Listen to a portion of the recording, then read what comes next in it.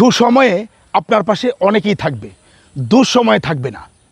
এটার একটা বাস্তব উদাহরণ আপনাকে বলি, চলুন গল্পটাই বলি। নাবিল বাবার একমাত্র সন্তান, সে পড়ালেখা করে এবং বাবার কাছ থেকে পকেট খরচ নিয়ে বন্ধুবান্ধবের সাথে আড্ডা মারে। সে বন্ধুদের একেবারে মধ্যমণি, অনেক বন্ধুরা প্রতিদিন তার কাছে আসে এবং নাবিল পকেট থেকে টাকা খরচ করে তাদেরকে খাওয়ায়, বন্ধুরা আড্ডা মারে। নাবিল ছিল তাদের একেবারে হিরো।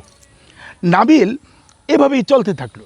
তো একদিন নাবিলের বাবা বলল, তোর পড়ালেখা প্রায় শেষের পথে, এখন আসলে জীবনে কিছু একটা করতে হবে তোর, তুই একটা সিদ্ধান্ত নে যে কী করবি। নাবিল আসলে এই বিষয়টা পাত্তা দিচ্ছিল না। একটা সময় নাবিলের পড়ালেখাও শেষ হলো। শেষ হওয়ার পর বাবা আবার বলল যে তুই একটা কিছু কর, এখন একটা কিছু করা দরকার। কিন্তু নাবিল এভাবেই বন্ধুদের সাথে আড্ডা দিতে থাকলো, বাবার কাছ থেকে টাকা নিয়ে বন্ধুবান্ধবদেরকে খাওয়াতে থাকলো। তো তার বাবা আসলে কোনোভাবেই নাবিলকে বাস্তবতায় ফিরিয়ে আনতে পারছিল না। তো একদিন তার বাবা নাবিলকে বলল যে তুই এক কাজ কর, তুই প্রতিদিন আমার কাছ থেকে টাকা নিয়ে যে বন্ধুবান্ধবের কাছে যাস, একটা কাজ কর, তুই টাকা ছাড়া এক সপ্তাহ আড্ডা দিই তোর বন্ধুবান্ধবের সাথে, দেখ আসলে পরিস্থিতি কী দাঁড়ায়, তারপর আমি তোকে একটা কিছু বলবো। তো নাবিল বাবার এই কথাটা শুনলো। সে প্রথম দিন থেকে বন্ধুবান্ধবের আড্ডায় যাওয়া ধরলো এবং টাকা ছাড়া এখানে যে খাওয়া দাওয়া হয় বন্ধুবান্ধবের মধ্যে, নাবিল আর বিল দেয় না। এভাবে প্রথমে 1-2 দিন অনেকটা তর্কাতর্কি হয়েছিল। তো এইভাবে 4 দিন, 5 দিন, 6 দিন, একে একে ওই 6 দিনের মাথায় তার যে বন্ধুবান্ধব নাবিলকে খুব একটা পাত্তা দিচ্ছিল না। যে নাবিল ছিল ওই আড্ডার মধ্যমণি এবং ওই আড্ডার হিরো, সেই নাবিল এখন এক কোনায় বসে থাকে, বন্ধুবান্ধব আড্ডা দেয় নাবিলকে ছাড়াই। এমনকি যে খাবার অর্ডার করা হয় নাবিলের জন্য অর্ডার করা হয় না।